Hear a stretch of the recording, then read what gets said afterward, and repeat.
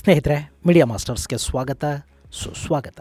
ಗೆಳೆಯರೆ, ಆಪರೇಷನ್ ಸಿಂಧೂರ್ನ ಸಮಯದಲ್ಲಿ ಭಾರತ ಬಹುದೊಡ್ಡ ಯಶಸ್ಸನ್ನು ಗಳಿಸಿತು. ಆದರೆ ಜಗತ್ತಿನ ಹಾಗೂ ಭಾರತದ ಕೆಲವರ ಕಣ್ಣು ಬಿದ್ದಿದ್ದು ಮಾತ್ರ ಭಾರತೀಯ ವಾಯುಪಡೆಯ ರಫೇಲ್ ಯುದ್ಧ ವಿಮಾನಗಳ ಮೇಲೆ. ಅದರಲ್ಲೂ ಪಾಕಿಸ್ತಾನವಂತೂ ನಮ್ಮ ಜೆ-10 ಯುದ್ಧ ವಿಮಾನ ಇಂಡಿಯನ್ ರಫೇಲ್ ಅನ್ನ ಹೊಡೆದು ಹಾಕಿದೆ ಅಂತ ಅಪಪ್ರಚಾರ ಮಾಡೋದಕ್ಕೆ ಶುರು ಮಾಡಿತು. ಚೈನಾದ ಗ್ಲೋಬಲ್ ಟೈಮ್ಸ್ ಅದೇ ಥರದ ಸುದ್ದಿಯನ್ನು ತಾನು ಬರೆದಿದ್ದು ಮಾತ್ರ ಅಲ್ಲ, ರಾಯ್ಟರ್ಸ್ ಸೇರಿದಂತೆ ತನ್ನ ಮಾತು ಕೇಳೋ ಸಾಕಷ್ಟು ಪಶ್ಚಿಮದ ಮಾಧ್ಯಮಗಳಲ್ಲಿ ಕೂಡ ಅಂಥ ವರದಿ ಬರೋ ಹಾಗೆ ನೋಡ್ಕೊಳ್ತು. ಇಷ್ಟಾಗ್ತಿದ್ದ ಹಾಗೆ ರಫೇಲ್ ಖರೀದಿಯನ್ನ ಮೊದಲಿಂದಲೂ ವಿರೋಧಿಸಿಕೊಂಡು ಬರ್ತಾ ಇದ್ದ ಭಾರತದಲ್ಲಿನ ವಂಶಪಾರಂಪರ್ಯದ ಕೊಡಿಗಳು ಇಲ್ಲಿ ಕೂಡ ಎಷ್ಟು ರಫೇಲ್ಗಳು ಹೋದ್ವು ಲೆಕ್ಕ ಕೊಡಿ ಅಂತ ಶುರು ಇಟ್ಕೊಂಡು ಅಲ್ಲಿ ಚೈನಾ ಫಂಡ್ ಕೆಲಸ ಮಾಡ್ತಾ ಇತ್ತು. ಅದರ ಋಣ ತೀರಿಸೋ ಪ್ರಯತ್ನಗಳು ಶುರುವಾದವು. ಬೇರೆ ಇಲ್ಲಿ ಅಮೆರಿಕದ ಯುದ್ಧ ವಿಮಾನ ಕಂಪನಿಗಳಿಗೆ ರಫೇಲ್ ಅನ್ನೋದು ದೊಡ್ಡ ಕಾಂಪಿಟೇಟರ್ ತರ ಕಾಣುತ್ತೆ. ಚೈನಾಗಂತೂ ರಫೇಲ್ ಕಾಂಪಿಟೇಟರ್ ಅಲ್ಲ, ಆದ್ರೆ ಅವರ ಚೀಪ್ ರೇಟ್ ವಿಮಾನಗಳು ರಫೇಲ್ ಯುದ್ಧ ವಿಮಾನವನ್ನ ಹೊಡೆದು ಕೆಡವಿದ್ವು ಅಂತ ಹೇಳಿಕೊಂಡ್ರೆ ಆ ವಿಮಾನಗಳಿಗೆ ಕೂಡ ಒಂದು ಮಾರುಕಟ್ಟೆಯನ್ನ ಸೃಷ್ಟಿ ಮಾಡ್ಕೊಳ್ಳೋದಕ್ಕೆ ಸಾಧ್ಯ ಆಗುತ್ತೆ ಅನ್ನೋ ಯೋಚನೆ ಅವರದ್ದು. ಆದ್ರೆ ಆಪರೇಷನ್ ಸಿಂಧೂರ್ನ ಮಾಹಿತಿ ಬಹಿರಂಗಗೊಳ್ತಿದ್ದಂತೆ ಎಲ್ಲ ತಲೆ ಕೆಳಗಾಯ್ತು. ಮತ್ತೆ ರಫೇಲ್ನ ಷೇರು ಬೆಲೆ ಕೂಡ ಏರುಗತಿಯನ್ನು ಪಡ್ಕೊಳ್ತು. ಜೊತೆಗೆ ಡಸಾಲ್ಟ್ ಕೂಡ ಭಾರತದ ಒತ್ತಡಕ್ಕೆ ಮಣಿತು. ಈಗ ವಿಷಯ ಏನು ಅಂದ್ರೆ ಗೆಳೆಯರೆ, ಡಸಾಲ್ಟ್ ಕಂಪನಿಯ ಈ ರಫೇಲ್ ಯುದ್ಧ ವಿಮಾನ ಇನ್ನು ಮುಂದೆ ಭಾರತದಲ್ಲೂ ಒಂದಷ್ಟು ಭಾಗ ನಿರ್ಮಾಣ ಆಗುತ್ತೆ. ಇಲ್ಲಿ ಫ್ರಾನ್ಸ್ನ ಡಸಾಲ್ಟ್ ಭಾರತದ ಟಾಟಾ ಅಡ್ವಾನ್ಸ್ಡ್ ಸಿಸ್ಟಮ್ಸ್ ಜೊತೆ ಸೇರಿ ಈ ಯುದ್ಧ ವಿಮಾನಗಳನ್ನ ನಿರ್ಮಾಣ ಮಾಡ್ತಾ ಇದೆ. ಹಾಗಾದ್ರೆ ರಫೇಲ್ ಎಷ್ಟು ಭಾರತದಲ್ಲಿ ನಿರ್ಮಾಣ ಆಗುತ್ತೆ, ಇಲ್ಲಿ ಏನನ್ನ ತಯಾರು ಮಾಡ್ತಾರೆ, ಭಾರತದ ಟಾಟಾ ಜೊತೆ ಡಸಾಲ್ಟ್ ಮಾಡಿಕೊಂಡ ಒಪ್ಪಂದದಿಂದ ಭಾರತಕ್ಕಾಗೋ ಲಾಭ ಏನು, ಬನ್ನಿ ನೋಡೋಣ.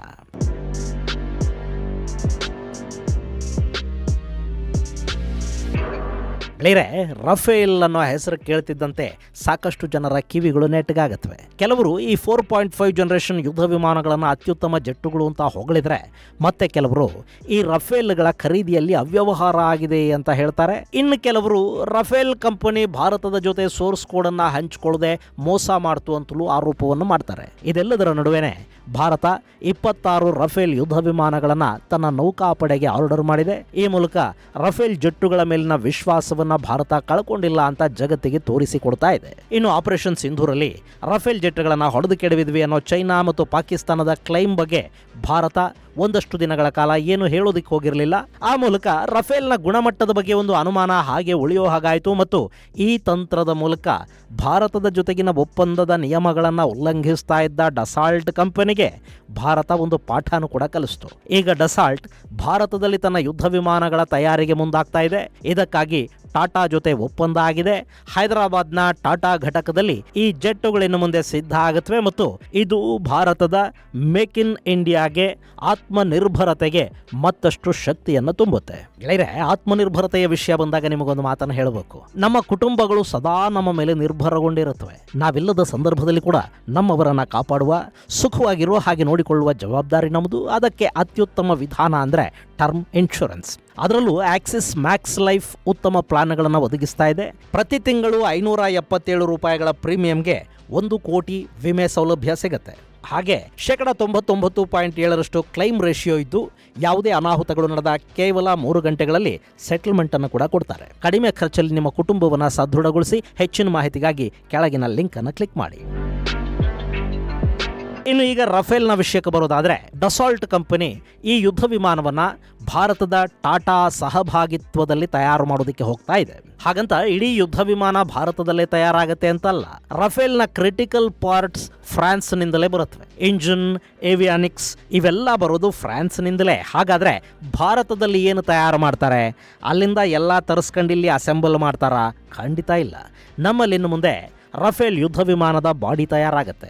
ವಿಮಾನದ ಸೆಂಟ್ರಲ್ ಫ್ಯೂಸಲಾಜ್ ಅಂದ್ರೆ ವಿಮಾನದ ದೇಹ ನಮ್ಮಲ್ಲಿ ತಯಾರಾಗುತ್ತೆ. ಹಾಗೆ ಅದರ ರೇರ್ ಮತ್ತು ಲ್ಯಾಟ್ರಲ್ ಶೆಲ್ಸ್ ಅಂದ್ರೆ ವಿಮಾನದ ಹಿಂಭಾಗದ ಮತ್ತು ಪಾರ್ಶ್ವಭಾಗದ ಕವಚಗಳನ್ನು ಕೂಡ ಭಾರತದಲ್ಲೇ ತಯಾರು ಮಾಡಲಾಗುತ್ತೆ. ಮತ್ತು ವಿಮಾನದ ಮುಂಭಾಗವನ್ನು ಕೂಡ ಭಾರತದಲ್ಲಿ ಸಿದ್ಧಪಡಿಸೋದಕ್ಕೆ ಹೋಗ್ತಾ ಇದ್ದಾರೆ. ಅಂದರೆ ಅದರ ಒಳಗೆ ಫಿಕ್ಸ್ ಮಾಡೋ ಯಂತ್ರೋಪಕರಣಗಳು, ಇಂಜಿನ್ ಹಾಗೂ ಇನ್ನಿತರ ತಾಂತ್ರಿಕ ಉಪಕರಣಗಳನ್ನು ಹೊರತುಪಡಿಸಿದರೆ ವಿಮಾನದ ಹೊರಭಾಗ ಮತ್ತು ಅದರ ದೇಹ ಸಂಪೂರ್ಣವಾಗಿ ಭಾರತದಲ್ಲಿ ಸಿದ್ಧಗೊಳ್ಳುತ್ತೆ. ಇದಕ್ಕಾಗಿ ಟಾಟಾ ಜೊತೆ ಡಸಾಲ್ಟ್ ಕಂಪನಿ 4 ತಯಾರಿಕಾ ಒಪ್ಪಂದಗಳಿಗೆ ಸಹಿ ಮಾಡಿದೆ. 2028ಕ್ಕೆ ಮೊದಲ ವಿಮಾನದ ದೇಹ ಭಾರತದಲ್ಲಿ ಸಂಪೂರ್ಣವಾಗಿ ಸಿದ್ಧ ಆಗುತ್ತೆ.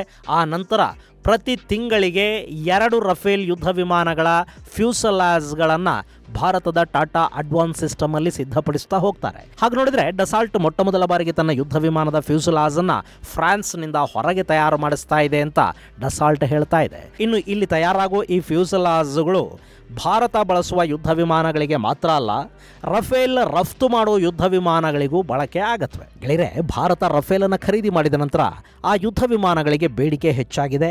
ಭಾರತದಿಂದ ಪ್ರಭಾವಿತಗೊಂಡು UAE ಕೂಡ ಫ್ರಾನ್ಸ್ನ ರಫೇಲ್ಗಳನ್ನು ಖರೀದಿ ಮಾಡಿದೆ. ಹಾಗೆ ಇಂಡೋನೇಷ್ಯಾ ಕೂಡ ರಫೇಲ್ ಯುದ್ಧ ವಿಮಾನಗಳನ್ನು ಬಳಸ್ತಾ ಇದೆ. ಸಾಮಾನ್ಯವಾಗಿ ಯುದ್ಧ ವಿಮಾನದ ಮಾರುಕಟ್ಟೆಯಲ್ಲಿ ಅಮೆರಿಕದ ಯುದ್ಧ ವಿಮಾನಗಳಿಗೆ ವಿಪರೀತ ಬೇಡಿಕೆ ಇರುತ್ತೆ. ಅಂಥ ಡಿಮ್ಯಾಂಡ್ ಅನ್ನು ಅವರು ಸೃಷ್ಟಿ ಮಾಡಿಕೊಂಡಿದ್ದಾರೆ ಮತ್ತು ತಮ್ಮ ಯುದ್ಧ ವಿಮಾನಗಳು ಅತ್ಯಂತ ಶಕ್ತಿಶಾಲಿ, ವಿಶ್ವಾಸಾರ್ಹ ಅಂತ ಅಮೆರಿಕ ಬಿಂಬಿಸಿಕೊಳ್ಳುತ್ತೆ. ಹಾಗೆ ರಷ್ಯಾ ಕೂಡ ಯುದ್ಧ ವಿಮಾನಗಳ ಕ್ಷೇತ್ರವನ್ನು ಆಳ್ತಾ ಇದೆ. ಯಾಕೆಂದ್ರೆ ರಷ್ಯಾದ ಯುದ್ಧ ವಿಮಾನಗಳು ಶಕ್ತಿಶಾಲಿ ಮಾತ್ರ ಅಲ್ಲ, ಅವು ಅಮೆರಿಕ ಮತ್ತು ಯುರೋಪಿನ ಯಾವುದೇ ದೇಶದ ಯುದ್ಧ ವಿಮಾನಗಳಿಗಿಂತ ಕಡಿಮೆ ಬೆಲೆಗೆ ಕೂಡ ಸಿಗುತ್ತವೆ. ಹೀಗಾಗಿ ರಷ್ಯಾ ಕೂಡ ಯುದ್ಧ ವಿಮಾನ ಮಾರುಕಟ್ಟೆಯಲ್ಲಿ ಪ್ರಭಾವವನ್ನು ಹೊಂದಿದೆ. ಅದರ ಜೊತೆ ಯೂರೋಫೈಟರ್ ಕೂಡ ಇದೆ. ಇವೆಲ್ಲವುಗಳ ಜೊತೆ ರಫೇಲ್ ಮಾರುಕಟ್ಟೆ ಕುದುರಿಸಿಕೊಳ್ಳೋದಕ್ಕೆ ಹೆಣಗಾಡ್ತಾ ಇತ್ತು. ಅದಕ್ಕೆ ಮಾರ್ಕೆಟ್ ಸಿಕ್ಕಿದ್ದು ಭಾರತದ ಕಾರಣದಿಂದ. ಇಷ್ಟಾದರೂ ಡಸಾಲ್ಟ್ ಭಾರತದಲ್ಲಿ ತಯಾರಿಕಾ ಘಟಕ ಸ್ಥಾಪನೆಗೆ ಮತ್ತು ಸೋರ್ಸ್ ಕೋಡ್ ಅನ್ನು ಶೇರ್ ಮಾಡಿಕೊಳ್ಳೋದಕ್ಕೆ ಹಿಂಜರಿತಾ ಇತ್ತು. ಇನ್ನು ರಫೇಲ್ ಖರೀದಿಯ ಸಂದರ್ಭದಲ್ಲಿ ಭಾರತದಲ್ಲಿ ಯುದ್ಧ ವಿಮಾನ ತಯಾರಿಕೆಗೆ ಅನಿಲ್ ಅಂಬಾನಿ ಮಾಲೀಕತ್ವದ ರಿಲಯನ್ಸ್ ಜೊತೆ ಒಂದು ಒಪ್ಪಂದ ಆಯಿತು. ನಾಗಪುರದಲ್ಲಿ ರಿಲಯನ್ಸ್ ಹಾಗೂ ಡಸಾಲ್ಟ್ ಉತ್ಪಾದನಾ ಘಟಕದ ಸ್ಥಾಪನೆ ಕೂಡ ಆಯಿತು. ಆದರೆ ಅಲ್ಲಿ ಅತಿ ಮುಖ್ಯ ಭಾಗಗಳನ್ನು ತಯಾರು ಮಾಡೋದಕ್ಕೆ ಸಾಧ್ಯ ಆಗಲಿಲ್ಲ.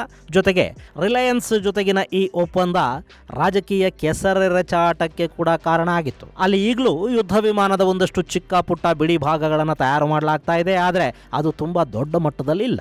ಇನ್ನು ಈಗ ಡಸಾಲ್ಟ್ ಟಾಟಾ ಜೊತೆ ಒಪ್ಪಂದ ಮಾಡಿಕೊಳ್ಳೋದಕ್ಕೆ ಕಾರಣ ಆಗ್ತಾ ಇರೋದು ಯುದ್ಧ ವಿಮಾನ ಬಿಡಿ ಭಾಗಗಳ ತಯಾರಿಕೆಯಲ್ಲಿ ಟಾಟಾ ಅಡ್ವಾನ್ಸ್ಡ್ ಸಿಸ್ಟಮ್ಸ್ ಲಿಮಿಟೆಡ್ ಇರುವ ಅನುಭವ ಹಾಗೂ ಅವರ ಬೃಹತ್ ಹೂಡಿಕೆ ಮತ್ತು ತಯಾರಿಕಾ ಸಾಮರ್ಥ್ಯ, ಪಾರದರ್ಶಕತೆ ಮತ್ತು ಟಾಟಾದ ವಿಶ್ವಾಸಾರ್ಹತೆ. ಇನ್ನು ರಫೇಲ್ ಯುದ್ಧ ವಿಮಾನದ ದೇಹ ಭಾರತದಲ್ಲಿ ರಚನೆ ಆಗೋದ್ರಿಂದ ಟಾಟಾಗೆ ಮಾತ್ರ ಅಲ್ಲ, ಇಲ್ಲಿನ ಸಾಕಷ್ಟು MSMEಗಳಿಗೆ ಕೂಡ ಇದರಿಂದ ಉದ್ಯೋಗಾವಕಾಶಗಳು ಸಿಗುತ್ತವೆ. ಈ ಫ್ಯೂಸೆಲಾಜ್ ಮತ್ತು ಇನ್ನಿತರ ಭಾಗಗಳು ಇಲ್ಲಿಂದ ರಫ್ತಾಗುತ್ತವೆ. ಹೀಗಾಗಿ ಭಾರತದ ಆರ್ಥಿಕತೆಗೆ ಕೂಡ ಇದು ಒಂದಷ್ಟು ಲಾಭವನ್ನು ತಂದುಕೊಡುತ್ತೆ. ಪ್ರತ್ಯಕ್ಷ ಹಾಗೂ ಪರೋಕ್ಷವಾಗಿ ಸಾಕಷ್ಟು ಉದ್ಯೋಗಾವಕಾಶಗಳನ್ನು ಇದು ಸೃಷ್ಟಿ ಮಾಡುತ್ತೆ.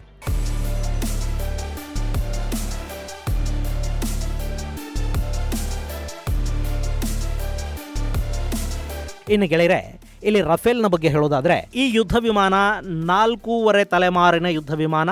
ಅತ್ಯಾಧುನಿಕ ತಂತ್ರಜ್ಞಾನವನ್ನು ಇದರಲ್ಲಿ ಅಳವಡಿಸಲಾಗಿದೆ. ಮ್ಯಾನ್ಯೂರಿಂಗ್ ಅಲ್ಲಿ ಇದು ಅತ್ಯದ್ಭುತ ಯುದ್ಧ ವಿಮಾನ ಅಂತ ಹೇಳ್ತಾರೆ. ಆದರೆ ಸಂಪೂರ್ಣ ಸ್ಟೆಲ್ತ್ ಅಲ್ಲ. Rafale single seat double engine ಅನ್ನು ಹೊಂದಿದೆ. ಇದು air defence, nuclear deterrence, deep strike ಕೇಪಬಿಲಿಟಿಯನ್ನು ಹೊಂದಿದೆ. ರಫೇಲ್ ಯುದ್ಧ ವಿಮಾನದ ರೇಂಜ್ಗೆ ಯಾವುದೇ ಬೇರೆ ಯುದ್ಧ ವಿಮಾನ ಬಂದರೂ ಅದರ ರಡಾರ್ನ ಕಣ್ಣಿಗೆ ಮಣ್ಣೆರಚಿ ಅದನ್ನು ಹೊಡೆದು ಹಾಕುವ ವಿಶೇಷ ಸಾಮರ್ಥ್ಯ ರಫೇಲ್ಗಿರುತ್ತೆ. ಇದರಲ್ಲಿನ AI ತಂತ್ರಜ್ಞಾನ ಮ್ಯಾನ್ಯೂರಿಂಗ್, ಡೆಕಾಯ್ ಅಥವಾ ಕೌಂಟರ್ ಮೆಜರ್ಸ್ ಬಗ್ಗೆ ಪೈಲಟ್ಗೆ ಎಚ್ಚರಿಕೆಯನ್ನು ಕೊಡುತ್ತೆ. ಇಷ್ಟೆಲ್ಲ ಆಧುನಿಕ ವ್ಯವಸ್ಥೆಗಳಿರೋದ್ರಿಂದಲೇ ರಫೇಲ್ ಯುದ್ಧ ವಿಮಾನಗಳನ್ನು ಹೊಡೆದು ಕೆಡಬಹುದು ಅಷ್ಟು ಸುಲಭದ ಕೆಲಸ ಅಲ್ಲ. ಇನ್ನು ಇದರ ವಿಂಗ್ ಸ್ಪ್ಯಾನ್ 10.9 ಮೀಟರ್ ಅಗಲ ಇದೆ. ಇದು 15.3 ಮೀಟರ್ನಷ್ಟು ಉದ್ದ ಹಾಗೂ 5.3 ಮೀಟರ್ನಷ್ಟು ಎತ್ತರವನ್ನು ಹೊಂದಿದೆ. ಇನ್ನು ಈ ರಫೇಲ್ ಒಟ್ಟು 24.5 ಟನ್ನಷ್ಟು ತೂಕವನ್ನು ಹೊತ್ತು ಹಾರಬಲ್ಲದ್ದಾಗಿದ್ದು 9.5 ಟನ್ನಷ್ಟು ಆಯುಧಗಳನ್ನು ಹಾಗೂ ಇಂಧನವನ್ನು ಇದು ಹೊತ್ತೊಯ್ಯಲಿದೆ. ಇನ್ನು ಈ ವಿಮಾನ ಶಬ್ದಕ್ಕಿಂತ ಹೆಚ್ಚು ವೇಗವಾಗಿ ಹಾರುತ್ತೆ. ಮ್ಯಾಕ್ 1.8 ಸ್ಪೀಡನ್ನು ಇದು ಪಡ್ಕೊಳ್ಳುತ್ತೆ. ಹಾಗೆಯೇ ಈ ವಿಮಾನ ಸರಿಸುಮಾರು 50,000 ಅಡಿಗಳಷ್ಟು ಎತ್ತರದಲ್ಲಿ ಹಾರಾಟ ನಡೆಸಬಲ್ಲ ತಾಕತ್ತನ್ನು ಕೂಡ ಹೊಂದಿದೆ. ಇದಲ್ಲದೆ ಏರ್ ಟು ಏರ್ ಹಾಗೂ ಏರ್ ಟು ಗ್ರೌಂಡ್ ಅಟ್ಯಾಕಿಂಗ್ ಸಾಮರ್ಥ್ಯ ಇದಕ್ಕಿದೆ.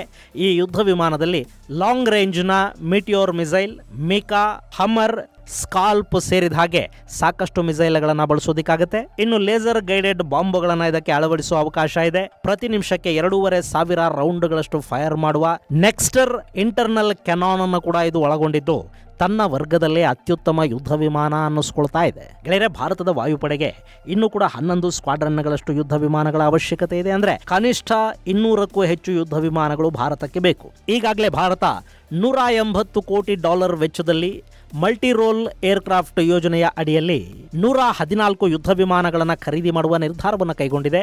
ಆ ಯುದ್ಧ ವಿಮಾನಗಳನ್ನು ಕೂಡ ಭಾರತದಲ್ಲೇ ತಯಾರು ಮಾಡಬೇಕು, ಅಂದರೆ ಮೇಕ್ ಇನ್ ಇಂಡಿಯಾ ಆಗಬೇಕು. ಇದೆಲ್ಲ ಆಗೋದಕ್ಕೆ ಕನಿಷ್ಠ ಅಂದರೂ ಇನ್ನು 3 ವರ್ಷಗಳಾದರೂ ಬೇಕಾಗುತ್ತೆ. ಅದೇ ಸಮಯಕ್ಕೆ ಟಾಟಾ ಮತ್ತು ಡಸಾಲ್ಟ್ ನಡುವಿನ ಒಪ್ಪಂದದಂತೆ ರಫೇಲ್ ಯುದ್ಧ ವಿಮಾನಗಳ ಪ್ರೊಡಕ್ಷನ್ ಕೂಡ ಶುರುವಾದರೆ ಅದು ಭಾರತದ ಯುದ್ಧ ವಿಮಾನಗಳ ಪ್ಲಾನ್ಗೆ ಒಂದಷ್ಟು ವೇಗವನ್ನು ಕೊಡುತ್ತೆ. ಒಟ್ಟಲ್ಲಿ ಭಾರತದ ಮೇಕ್ ಇನ್ ಇಂಡಿಯಾ ನಮ್ಮಲ್ಲೊಂದಷ್ಟು ಉದ್ಯೋಗ ಸೃಷ್ಟಿಗೆ, ತಯಾರಿಕಾ ಘಟಕಗಳ ಸ್ಥಾಪನೆಗೆ, ವಿದೇಶಿ ಹೂಡಿಕೆಗಳು ಭಾರತಕ್ಕೆ ಬರುವುದಕ್ಕೆ ಕಾರಣ ಆಗ್ತಾ ಇದೆ. ಇದು ಆತ್ಮನಿರ್ಭರತೆಯ ಕಡೆಗೆ ಹೆಜ್ಜೆ ಹಾಕುವ ಭಾರತದ ಪ್ರಯತ್ನದ ಒಂದು ಭಾಗ. ಗೆಳೆಯರೆ, ಇಲ್ಲಿ ಮತ್ತೊಮ್ಮೆ ನಿಮಗೆ ನೆನಪಿಸ್ತಾ ಇದ್ದೀನಿ, ಒಂದು ಇನ್ಶೂರೆನ್ಸ್ ನಿಮ್ಮ ಪ್ರೀತಿ ಪಾತ್ರರನ್ನು ಸುರಕ್ಷಿತಗೊಳಿಸುತ್ತೆ. ಆಕ್ಸಿಸ್ ಮ್ಯಾಕ್ಸ್ ಇನ್ಶೂರೆನ್ಸ್ನ ಮಾಹಿತಿಗಾಗಿ ಡಿಸ್ಕ್ರಿಪ್ಷನ್ ಬಾಕ್ಸಲ್ಲಿರೋ ಲಿಂಕನ್ನು ಕ್ಲಿಕ್ ಮಾಡಿ. ಇದು ಗೆಳೆಯರೆ, ಟಾಟಾ ಕಂಪನಿ ರಫೇಲ್ ಜೆಟ್ಗಳ ದೇಹವನ್ನು ನಿರ್ಮಾಣ ಮಾಡ್ತಾ ಇರೋದ್ರ ಕುರಿತಾದ ಒಂದಷ್ಟು ಮಾಹಿತಿ. ಮುಂದಿನ ಸಂಚಿಕೆಯಲ್ಲಿ ಮತ್ತಷ್ಟು ವಿಶೇಷಗಳ ಜೊತೆ ಮತ್ತೆ ಭೇಟಿಯಾಗೋಣ. ಅಲ್ಲಿವರೆಗೆ ಜೈ ಹಿಂದ್, ಜೈ ಕರ್ನಾಟಕ.